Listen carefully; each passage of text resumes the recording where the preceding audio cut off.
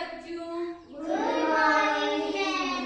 कैसे हो आप सभी? अच्छे हैं मैम। अच्छे हो सभी? हाँ मैम। तो आज हम क्या पढ़ेंगे? लाइनों के बारे में। लाइन को जोड़कर उससे कौन सी आकृति बनाई जाती है और उस आकृति का क्या नाम होता है उसके बारे में पढ़े। उस लाइन जो हम खींचते हैं ना उसको बोलते हैं रेखा। क्या बोलते हैं? रेखा। उस लाइन को बोला जाता है रेखा। उस रेखा से हम अनेक तरह की आकृतियां बना सकते हैं। एक रेखा खींचने पर एक रेखा और खींचने पर वो भी एक आकृति बनाई जाती है। तो इसको ऐसे करके रेखा से अनेक सारी आकृतियां बनाई जाती हैं। तो मैं आज आपको आकृतियां बताती हूँ और उसके बारे में हम पढ़ेंगे। मैं आपको आकृतियां बताऊंगी। तो आप सभी ये देखो, ये आकृतियां क्या है? ये आकृतियां है। तो उन आकृतियों को मैं आज आपको ब्लैक बोर्ड पर चित्र बनाकर बताऊंगी कि ये कौन सी आकृति है। ओके?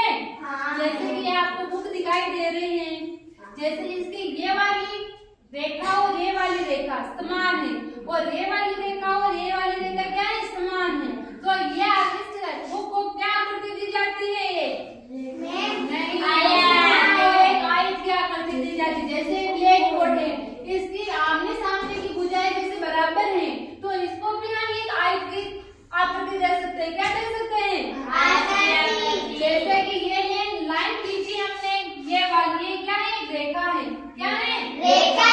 इस रेखा के इधर एक लाइन और खींचने पर और यहाँ पर एक रेखा और खींचने पर एक बंद आकृति, तीन रेखाओं से घिरी हुई एक बंद आकृति त्रिभुज बनता है। क्या बनता है? त्रिभुज। ये आकृति त्रिभुज। जैसे कि इसमें तीन रेखा है, एक रेखा ये वाली है और एक रेखा ये वाली है और एक रेखा ये वाली। तीन रेखाओं से एक बंद आकृति को हम त्रिभुज की संज्ञा देते हैं। क्या देते हैं? त्रिभुज की संज्ञा। जैसे हम एक बॉल की तरह एक गोल, बिल्कुल गोल एक वृत्त बनाते हैं। क्या बनाते हैं? वृत्त।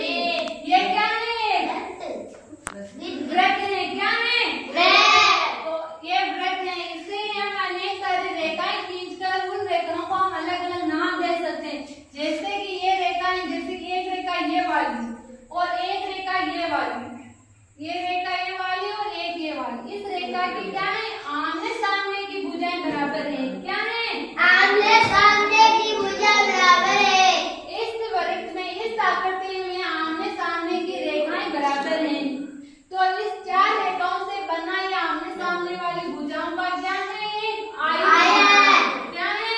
आयत। उसके बाद हम जिसकी चारों भुजाएं बराबर होती हैं, चारों रेखाएं क्या होती हैं? बराबर।